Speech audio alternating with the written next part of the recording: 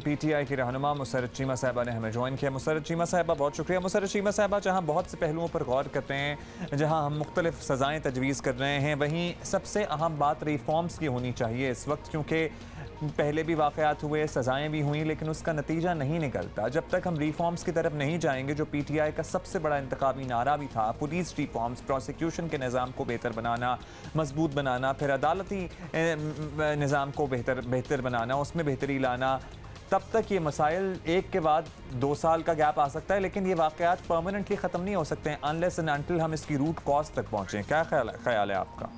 बिस्मिल्लाहिर्रहमानिर्रहीम, बहुत शुक्रिया। I totally agree with you and we are heading towards reforms पे काम हो भी रहा है, लेकिन अब इसमें बड़ी तेज़ी आप देखेंगे इंशाल्लाह। अवाम और मीडिया खुद इस चीज़ को देखेंगे। सबसे इम्पॉर्टेंट चीज़ है, अगर हम स्पेसिफिक इस इंसिडेंट की बात करें तो खुदा का शुक्र मैं इसलिए बजा लाती हूँ कि आज इस लेजिस्लेशन जिसके बारे में बात करना भी अछूत समझा जाता था, आज हम उस लेजिस्लेशन की तरफ जा रहे हैं। और मैं शुक्रगुजार हूँ उन तमाम लोगों की, उन तमाम मकतबा फ़िक्र की जो इस लेजिस्लेशन की सपोर्ट कर रहे हैं। उसकी वजह यह है कि जब तक कड़ी सजाएं नहीं होंगी, यानी कि ये तो अपनी नौयत का एक ऐसा केस था कि जिसमें हमने इसको पंजाब गवर्नमेंट ने एज ए टेस्ट केस लिया, कि जिसमें सबसे अच्छी चीज़ ये हुई कि हमने उस जो मेरी बहन थी, हमने उसकी आइडेंटिटी को हमने सीगा राज में रखा। इट इज़ वेरी इंपॉर्टेंट कि एक ट्रेजेडी हो जाती है और उसके बाद फिर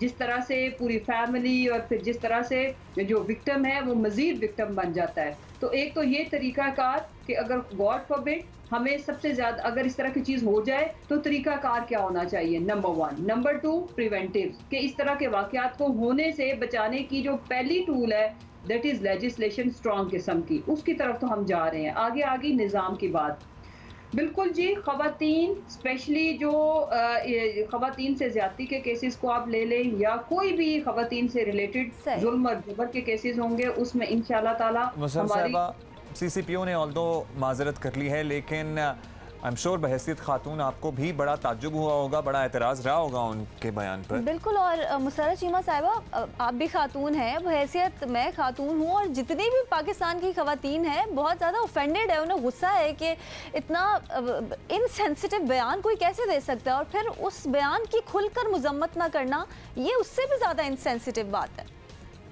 नहीं, ऐसा बिल्कुल नहीं है। बिल्कुल मैं उनके बयान से ना सिर्फ मैंने डिसएग्री किया, मुझे भी बिल्कुल उसी तरह ही लगा जैसे हर खातून ने उस चीज़ को फील किया, और ना सिर्फ मैंने कंडेम किया बल्कि बहुत बुरे तरीके से मैंने इस पॉइंट ऑफ व्यू को इससे डिसएग्री किया।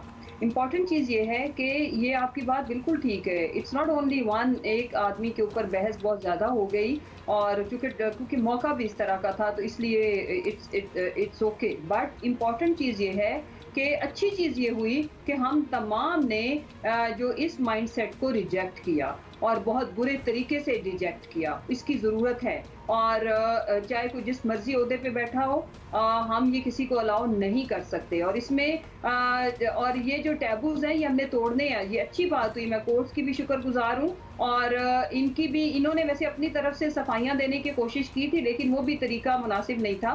सम टाइम ये होता है कि लोगों को, मैं तो ये मार्जिन दे रही हूँ कि if he was considering her as a daughter, के मेरे तो कसम भी खाई थी उन्होंने मीडिया टॉक पे। वैसे अगर कुछ भी मुनासिब नहीं था और कोर्ट को भी मुनासिब नहीं लगा था, तो फिर उनको हटा दें आप लोग, क्या ख्याल है? उनका कंटेंट ठीक नहीं था। देखें, बात यह है कि आपकी मेजॉरिटी पाकिस्तान के जो मर्द हजरात हैं वो इसी माइंडसेट के हैं। पुलिस डिपार्टमेंट में इवन मोर देन 60 to 70% से भी ज्यादा की जो रेशो होगी वो इसी माइंडसेट की। फिर उस 30% में से किसी को CCPO लगाएं ना, इस वाले माइंडसेट को आप दूर करें ताकि दूसरों के लिए भी एग्जाम्पल हो। बहुत शुक्रिया आपका मुसर्रत साहिबा।